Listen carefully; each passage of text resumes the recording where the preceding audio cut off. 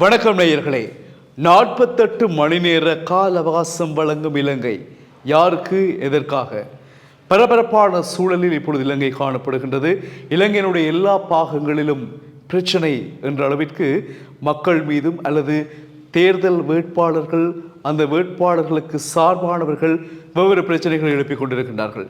இந்த நேரத்தில் தேர்தல் ஆணைக்குழுவின் தலைவர் RMAL ரத்நாயக்க ஒரு அவசிய அறிக்கை ஒன்றை வெளியிட்டிருக்கின்றார். தேர்தல் நாட்களில் மக்களும் வேட்பாளர்களும் எவ்வாறு செயற்பட வேண்டும், அது மட்டுமில்லாமல் 48 மணி நேர அவகாசம் வழங்கப்படுகிறது.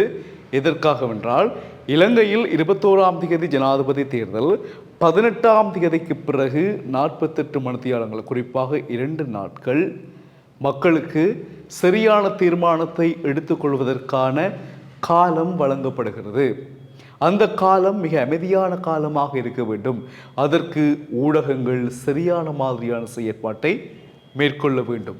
இதுதான் அந்த கால அவகாசத்தினுடைய நோக்கமாக தேர்தல் ஆணைக்குழு தலைவர் ரத்நாயக்க தெரிவித்திருக்கின்றார். அவர் மேலும் சொன்ன விடயம் என்று சொன்னால், தேர்தல் நடைபெறும் நாட்களில் நடந்து கொள்ள வேண்டிய சில விடயங்கள், குறிப்பாக தேர்தலில் வாக்களிக்க செல்கின்ற மக்களோ, தேர்தல் வேட்பாளர்களோ தேர்தல் வாக்குச்சாவடிக்கு தொலைபேசி கொண்டு செல்லக்கூடாது. இது கட்டாயமானது. எந்த ஒரு விதத்திலும் நீங்கள் புகைப்படம் எடுக்கக்கூடாது.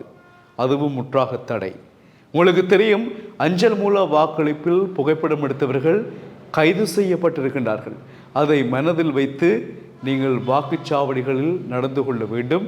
தொலைபேசியை கொண்டு போக வேண்டாம். இது மக்களுக்கும் பொருத்தமானது, தேர்தல் வேட்பாளர்களுக்கும் பொருத்தமான சட்டம். தேர்தல் ஆணைக்குழு மிக கடுமையாக இந்த நிபந்தனைகளை பின்பற்றும். அது மட்டுமில்லாமல் ஊடகங்களுக்கு ஒரு அறிக்கை விடப்பட்டிருக்கிறது. ஊடகங்கள் சரியான மாதிரியான செயற்பாட்டை தேர்தல் காலங்களில் மேற்கொள்ள வேண்டும்.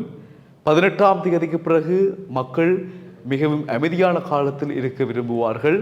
ஏனென்றால் 21ஆம் தேதி தேர்தல், அந்த 2 நாட்களில் தான் மக்கள் சரியான ஒரு தீர்மானத்தை எடுக்க வேண்டும்.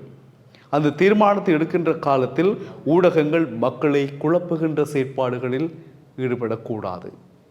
அந்த நேரத்தில் யாராவது தேர்தல் பரப்புரை செய்ய போகிறேன், இதை செய்ய போகிறேன், அதை செய்ய போகிறேன், அந்த தலைவர் இப்படி செய்தார், நீங்கள் அவருக்கே போடுங்கள், இவருக்கே போடுங்கள் என்று ஊடகங்களோ மக்களோ தேர்தல் தொடர்பான வேட்பாளர்களுடைய நெருங்கிய சகாக்களோ மக்களுடன் எந்த ஒரு உரையாடல்களிலும் ஈடுபடக்கூடாது, ஈடுபட முடியாது. அதை நாங்கள் போலீசாருடன் இணைந்து சரியான ஒரு திட்டமிடலுக்கு கொண்டு வந்திருக்கின்றோம். அப்படி ஏதாவது குளறுபடிகள் யாராவது செய்வதாக உறுதிப்படுத்தப்பட்டால் கைது செய்யப்படுவார்கள். அது மட்டுமில்லாமல் ஊடகங்கள் நீங்கள் ஏதாவது குழப்பம் விளைவிப்பீர்களாக இருந்தால் உங்களுக்கும் தேர்தல் ஆணையத்திற்கும் இடையிலான தொடர்பு துண்டிக்கப்படும். அந்த துண்டிப்பின் மூலமாக பாதிக்கப்பட போவது நீங்கள்தான். ஏனென்றால் ஜனாதிபதி தேர்தல் தொடர்பான உத்தியோகபூர்வமான தரவுகள், அறிவிப்புகளை நாங்கள் உங்களுக்கு வழங்குவதா இல்லையா என்பதை பரிசீலிப்போம். அப்பொழுது உங்களுக்கு உத்தியோகபூர்வமான தரவுகள் உங்கள் ஊடகங்களுக்கு நாங்கள் தருவோமா இல்லையா என்பதை நாங்கள் தீர்மானிப்போம். அதற்காக நீங்கள் ஒழுங்காக நடந்து கொள்ள வேண்டும் என்று மிக முக்கியமான தீர்மானங்களை தேர்தல் ஆணைக்குழு எடுத்திருப்பதாக ஆணைக்குழுவின் தலைவர் RMAL ரத்நாயக்க தெரிவித்திருக்கின்றார். அது மட்டுமில்லாமல் இப்பொழுது தேர்தல் காலங்களில் இடம்பெற்றுக் கொண்டிருக்கக்கூடிய சிறு சிறு குற்றங்கள் மற்றும் தாக்குதல்கள், பிரச்சார கூட்டங்களில் ஏற்படுகின்ற குளறுபடிகள், ஒருவரை ஒருவர் தாக்கி பேசி அவ்வாறான விடயங்கள் எல்லாம் மட்டுப்படுத்தப்படுகின்ற அல்லது கட்டுப்படுத்தக்கூடிய காலம் 18ஆம் தேதி வரையும் தான்.